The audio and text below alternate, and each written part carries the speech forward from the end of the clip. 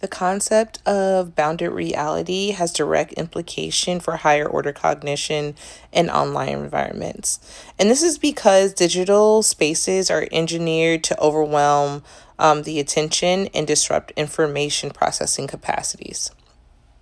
And that's just what the theory describes. So, problem solving, critical analysis, and decision making all depend on the ability to hold information in the working memory. And then we evaluate that information against what we already know. And then we go through all of the alternatives before we act or make a decision.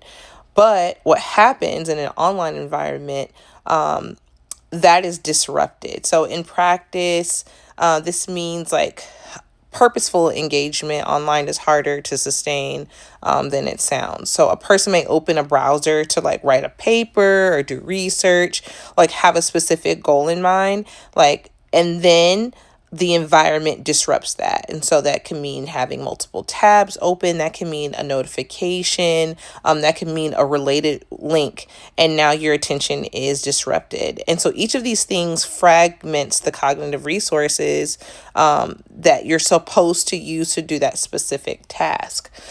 Because working memory is limited, task switching doesn't just cost time, it degrades the depth of the analysis. So if you were doing research and you go off on a tangent looking at something else online, it is going to reduce your capacity to do what you originally came to do or the original task.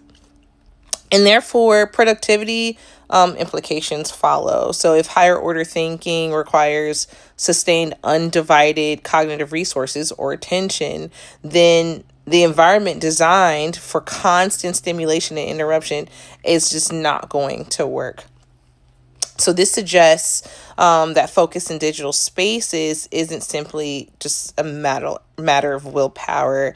It's a matter of managing the mismatch in between infinite cognitive bandwidth and effectively infinite informational input. And so that is hard to do. So there's only so much that can go in, and it be able to be processed. So strategies like single tasking or scheduled attention blocks might help, or just deliberately reducing notifications or turning them off. Like, for example, what I do, a lot of my social media, I don't allow them to send me notifications because I know how easy it is to get distracted, especially in an academic environment. It is so easy just to open the browser, and the notification could be over nothing, but it distracts me from my original task.